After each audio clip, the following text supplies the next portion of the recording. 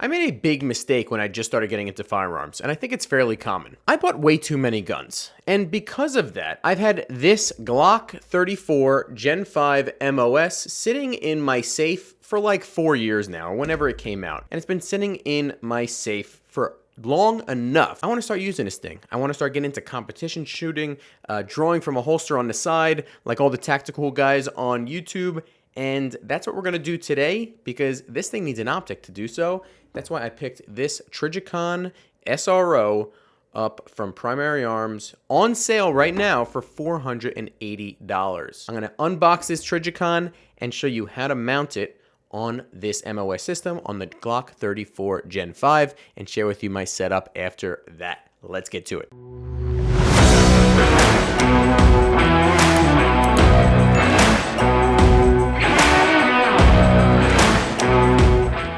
What is up, everybody? Welcome back to the channel. If you didn't already know, my name is Jay Casa, and I'm just a red-blooded American living behind enemy lines, some would say, here in the great state of New Jersey. And if you get value after watching this video, please smash that like button down below and also consider subscribing. We are building a tight-knit community here of like-minded individuals. You can see it. Check that comment section down below. Let us know where you're from, of people who are specifically from the state of New Jersey, but even other blue states like it, where we have to constantly fight for our Second Amendment rights and our God-given right to protect ourselves, our family, and our property. So if that interests you, definitely hit that subscribe button and the notification bell so you can stay up to date when I upload my weekly videos. And like I said, in this video, we're going to go over an unboxing and a setup video of putting this Trijicon SRO onto my Glock 34 Gen 5 MOS that probably barely has 100 rounds through it at this point over 4 years. Like I said, it sits in my safe. Honestly, the way that New Jersey works when buying a pistol is you have to apply for a permit to purchase a handgun. And they only let you buy 3 at a time, and you can only buy one each 30 days, and they expire after 60 days or 90 days or whatever. The problem is, well, it's not a problem. This is the good part. They're only like $2 each, or at least they used to be when I bought this thing. So it's like, okay, if I'm going to apply for one and they have to get background checks and references and all this stuff for one, why not just apply for the maximum of 3 for $2 each? And, you know, you just have it in case you want to use it. Yeah, right. Once you get 3 permit to purchase a handgun, you're going to buy 3 guns if you're anything like me. And that's how I picked this thing up right here. And it's been sitting in my safe ever since. So I blame New Jersey for the fact that I have too many guns, honestly. And I get anxiety when I don't use my guns and they just sit in the safe. Guns are, I'm not a collector. Guns to me are tools. They're meant to be used. And I hate not using it. My plan is to honestly start getting into competitive shooting. I think there's not that many options out there in this state. If you have any, I know there is one in Old Bridge, but if you have any others, drop a comment in the comment section down below and let me know, because I would love to get started. There is one up not far from me at all in the state of New York, but I don't think I'm allowed to bring a handgun into the state of New York to use. Correct me if I'm wrong in that comment section down below. But yeah, I've been taking a lot of like tactical sort of classes, training classes at Gun for Hire in Woodland Park, New Jersey. And I just figured competition shooting, like USPSA style shooting, is the next step in the process of getting skill and training with your firearms. Let's unbox this Trijicon. Let's mount it to the MOS slide here, see if we have any issues going through that process, and I'll share with you what it looks like afterwards. Let's go to the bench. All right, guys, so let's unbox this Trijicon SRO. This thing is brand new. I bought it from Primary Arms on a Labor Day sale. Paid about $480, which I think is a pretty good deal.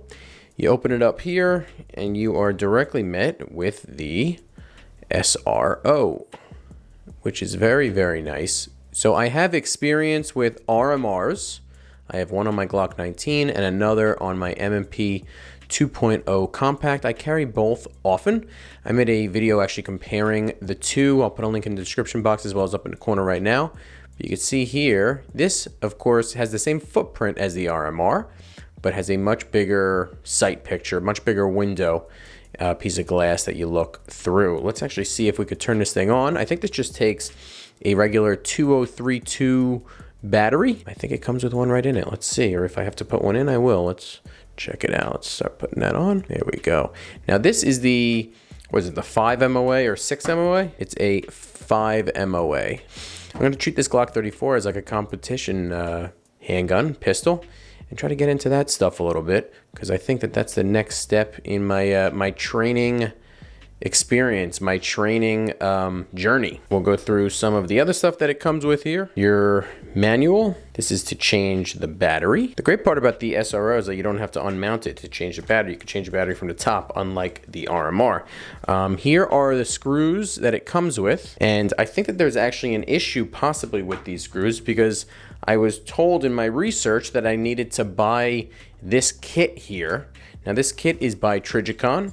It was right underneath it on the Primary Arms website, so I assumed that I had to get it. As you can see here, it says Trijicon SRO mounting kit for Glock MOS, Springfield OSP, and Walther PDP. And all it basically is a Torx wrench and 2 screws. And I had to pay like $12, $13, $14, $15 for that thing. Because I was told that the screws that the SRO comes with are too long for the MOS system, but I started actually comparing the two, and it looks like I have screws that are already that size in this. So we're gonna check that out, see if I wasted the $14. Here is a Trijicon sticker and some other miscellaneous marketing material. So we're going to put all that back in. I also have what came with the MOS, and that is all these mounting plates. I have the one that I'm supposed to use, number 2. I have that out already, and there are some screws in there as well. I don't know exactly which ones are to be used or not to be used. This is going to be a little bit of trial and error. So let's get started.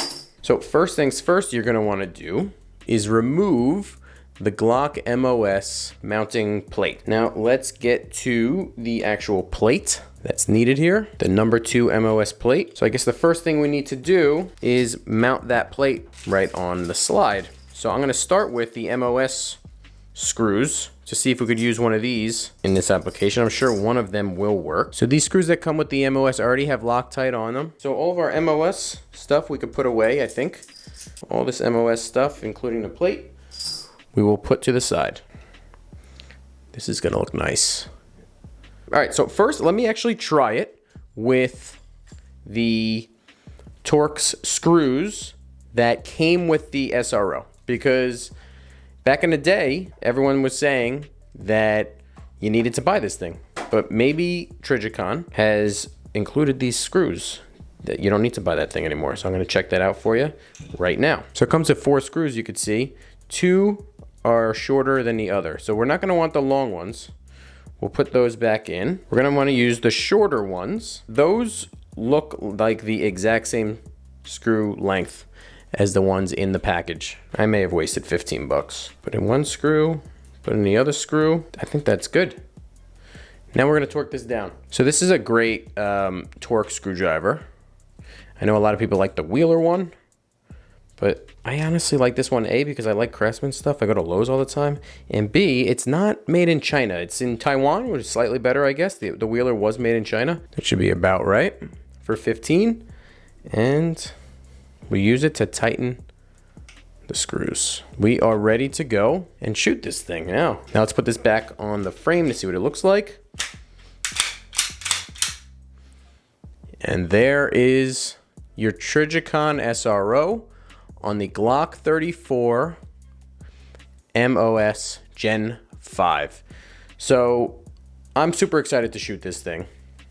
Let's see if we can get a red dot on there. Yeah, you can see that nice big dot right in the middle. 5 MOA version of this, so it's gonna be easy to pick up quickly. I am gonna love shooting this thing, I could tell already, because that sight picture, that window size is so much bigger than the RMRs that I'm used to. If you can compare the two here, it's almost no comparison at all. It's crazy. Let me try to get both. I mean, look at the difference between that. This one, the window, the glass is pretty dirty. I don't know how you guys carry firearms and keep that glass clean, because there's constantly gross dust and hair and disgusting crap from my stomach and stuff sitting in that window. If you have any tips, by the way, drop a comment in that comment section down below, because I have no idea how you do it. I think this is the 3.25 MOA version, I think. But yeah, the sight picture is just such a different version, such a different experience there shooting it's going to be. And this gun also does, it did come with actually these night sights, these suppressor height night sights. I think they're, what does it say? They're a Meriglow H3 something or other, blacked out in the back with an orange dot in the front. Kind of like them. Let's see if you get a co-witness on that. Hard to tell, really. I don't know how much of a co-witness you're getting on there at all. Actually, I guess that MOS plate kind of pops that SRO up a bit much. You get something, but not much co-witness wise. I think I'm gonna first start by taking some training classes with this thing. I do have to get a holster for it. Now the question is, do I get like a Safariland holster for like a duty sort of looking setup, or do I stick with an EDC appendix carry holster, like a sidecar, or you know, a tier 1 concealed Axis Elite or something similar to that.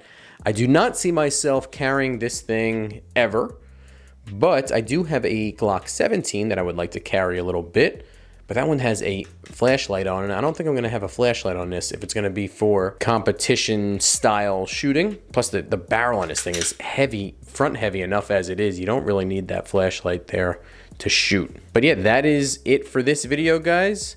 The next video of this will be a review video showing you what I like about the SRO on this gun and what I don't like as well, if there is anything.